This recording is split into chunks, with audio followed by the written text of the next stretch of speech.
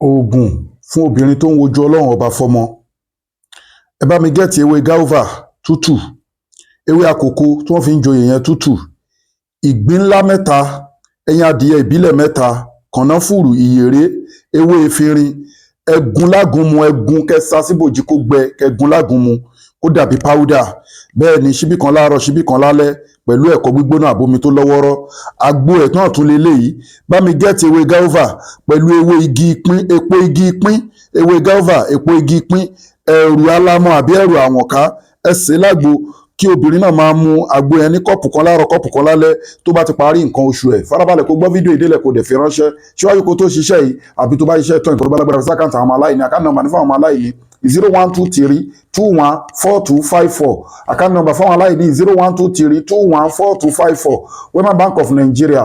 Gbogbo ẹ̀yin tẹ́ gbádùn ètò wa, ẹ bá wa dá sí ètò mọ́ṣáláṣí tí à ń kọ́ lọ́wọ́, ẹ bá wa dá sí. Bẹ́ẹ̀ ni ẹni tó bá dẹ̀ fẹ́ pè wá àbí tẹ́ fẹ́ rí wa, a wà ní òkè Ògùn Mádàgbáyún, Ìbẹ̀jú Lẹ́kì Ẹ̀pẹ́ expressway Lagos after ẹlẹ́kọ̀ọ́. Ẹ WhatsApp wa lórí +234 810 913 1425. Gbogbo ẹ̀yin olólùfẹ́ Ọlọ́run, ẹ gẹ́ẹ̀tì halal powder. Kì í ṣoṣólẹ̀, kì í ṣàwúre, kì í ṣẹ̀bì àgbà, kì í ṣèmùlẹ̀ àgbà. Halal powder ní tọ́pẹ́ tọ́wọ́ ẹ̀ bá tẹ̀ tó bá ń rí lò. Solid barrier máa wà láàrin wa àti evil world. Monitoring spirit ò ní rí ẹ mọ́ bí sínú láì tààlà wà á dúpẹ́ fọ́lọ́run.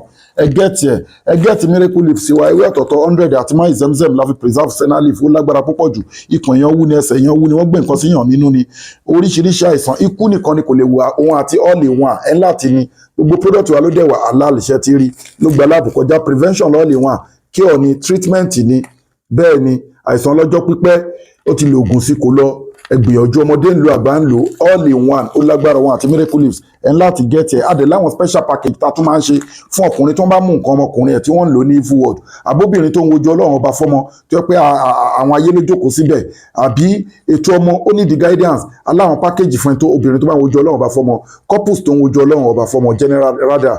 So adẹ̀ tún ní package fún ẹ tó ní diabetics àbá ìsàn ńláńlá, ó lọ́wọ́ ayé ló lẹ́sẹ̀ ayé ló ti lògùn sí kò lọ. Aláwọn package fún àbọ́kùnrin tí wọ́n ń lo nǹkan ọmọkùnrin ẹ̀ ní evil world, àbẹ́ni tó wà ń lo òyìnbó bí aláìsàn, àbẹ́ni tó ń fa tí ò tóra wọn. Gbogbo àwọn nǹkan tẹ́mi òkùnkùn fi máa ń da àwọn èèyàn láàmú yìí. A ní ètò special package tá a máa ń ṣe fún ètò àwẹ̀ wà tó legit, ètò sàrà wà tó legit. Bẹ́ẹ̀ ni ètò àdúrà wà tó legit. Àwọn halal powder wà tá a máa ṣe tí kì í ṣe product tá a máa ṣe fún yín ní Global Dahiratu Islamic Organization Health and Spiritual Department under Sheikh Afagba International Limited.